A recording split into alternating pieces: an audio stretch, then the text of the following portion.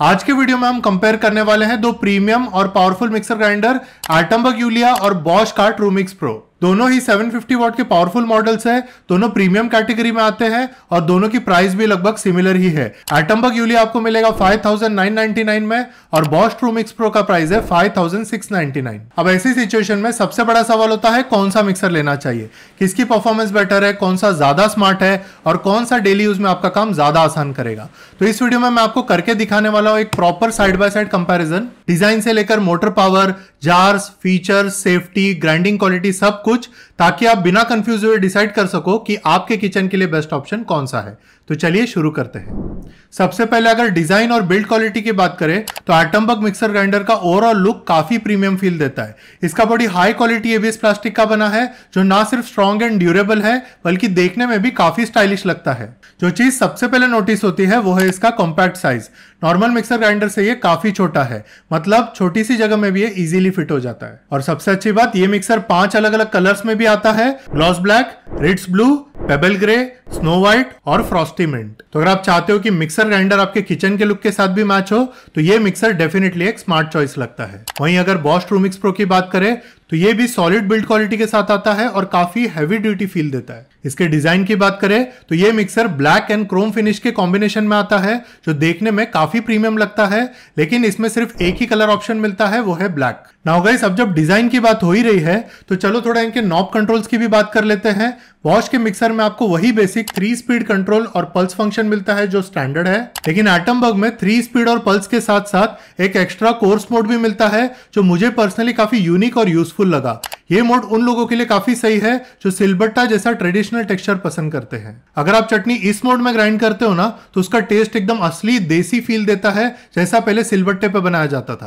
Normal mode में जब हम चटनी बनाते हैं ना तो पीसने के बाद इसका टेक्सचर एकदम स्मूथ और फाइन आता है, लेकिन कोर्स मोड में वो थोड़ा मोटा टेक्सचर और ट्रेडिशनल फील मिलता है जो टेस्ट को और भी ज्यादा ऑथेंटिक बना देता है। आप यहाँ साइड बाय साइड दोनों चटनी का टेक्सचर देख सकते हो, एक बिल्कुल स्मूथ है और दूसरी वाली थोड़ी मोटी सी है जो बिल्कुल सिलबट्टा वाली फील देती है। और हाँ गाइस, पर्सनली मुझे एटमबर्ग का नॉब डिजाइन भी काफी पसंद आया।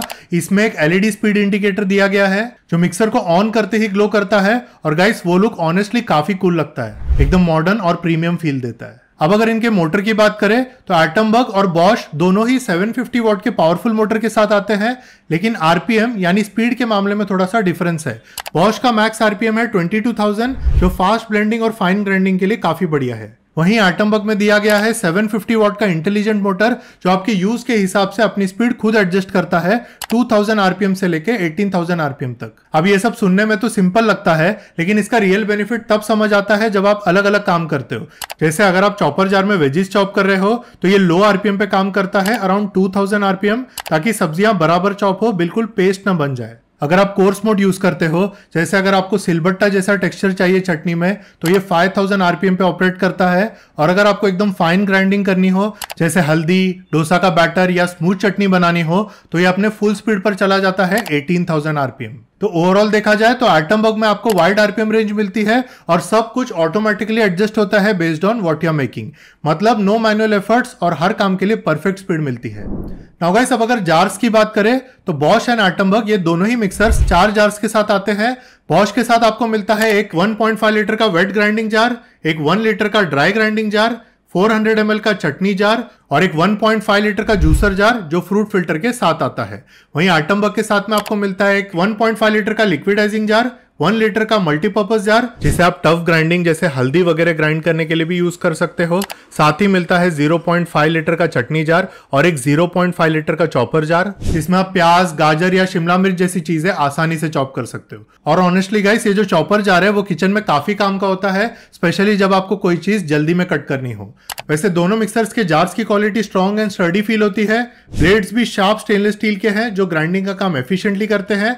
बस मुझे पर्सनली एटमबर्ग के जार्स थोड़े ज्यादा बेटर लगे, स्पेशली उनके जार्स के हैंडल्स। अब अगर जार्स के लिड्स की बात करें तो गाइस यहाँ पर बॉश थोड़ा सा आगे निकल जाता है क्योंकि इनके सभी जार्स लिड लॉक मैकेनिज्म के साथ आते हैं। इसका मतलब यह है कि ग्राइंडिंग के टाइम पर आपको जार्स के लिड को पकड़ने की जरूरत नहीं पड़ेगी, बस मिक्सर को ऑन करो और छोड़ दो। हैंड्स फ्री यूज इसमें पॉसिबल है। वहीं एटमबर्ग में भी ये फीचर दिया गया है, लेकिन सिर्फ 1.5 लीटर लिक्विडाइजिंग जार और चॉपर जार में। बाकी जार्स में थोड़ा सपोर्ट देना पड़ता है यूज के दौरान, पर हाँ गाइस ये कोई बड़ी दिक्कत नहीं है क्योंकि लिड्स की क्वालिटी एटमबग में भी सॉलिड है, अच्छे से लॉक हो जाते हैं, तो ना कोई लीकेज का इश्यू आता है ना ही लूज फिटिंग का, बस थोड़ी देर जार के लिड को पकड़ना पड़ता है, दैट्स ऑल। नाउ गाइस अब अगर इंटेलिजेंट फीचर्स और सेफ्टी की बात करें तो यहाँ एटमबग क्लियरली आगे है।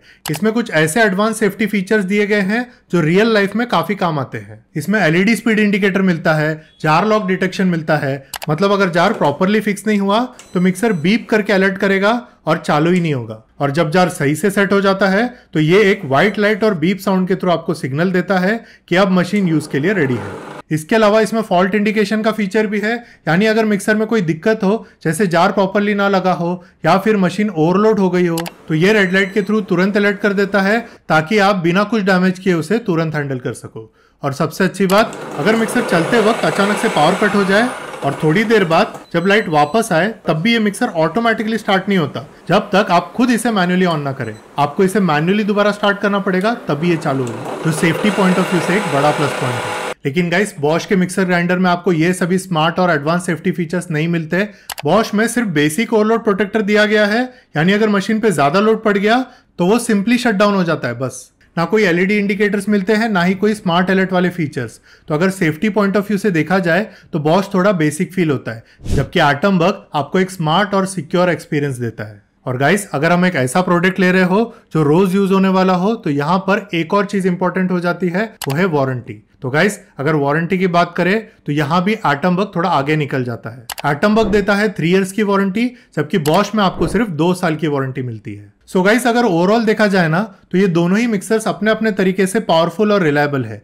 मैंने इन दोनों ही मिक्सर्स में अलग अलग चीजें ग्राइंड करके टेस्ट किया, जैसे इडली डोसा के लिए स्मूथ बैटर बनाया, नारियल और मिर्ची दाल की चटनी बनाई, और हार्ड इंग्रेडिएंट जैसे सूखी हल्दी भी ग्राइंड करके देखी। और हर टेस्ट के बाद जब रिजल्ट देखा, चाहे वो सॉफ्ट और स्मूथ इडली डोसा का बैटर हो, परफेक्टली पीसी हुई चटनी हो या बारीक ग्राइंड की गई सूखी हल्दी हो, दोनों मिक्सर्स ने काफी अच्छा परफॉर्म किया और ऑनेस्टली किसी ने भी मुझे डिसअपॉइंट नहीं किया। लेकिन जब बात आती है एक्स्ट्रा फीचर्स और सेफ्टी की तो मुझे पर्सनली एटमबग यूलिया थोड़ा ज्यादा स्मार्ट और प्रैक्टिकल लगा।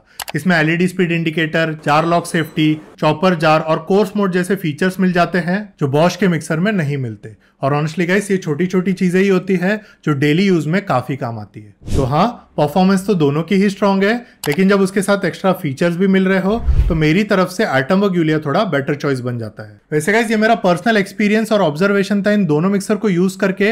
अब आप मुझे कमेंट करके जरूर बताना कि आपको इन दोनों में से कौन सा मिक्सर ज्यादा सुटेबल लगा आपके किचन के लिए। मैंने दोनों ही मिक्सर ग्राइंडर्स के लिंक डिस्क्रिप्शन बॉक्स में दे दिए हैं, तो इनमें से जो भी मिक्सर आपको पसंद आया हो वहां से आप उसे परचेज कर सकते हैं।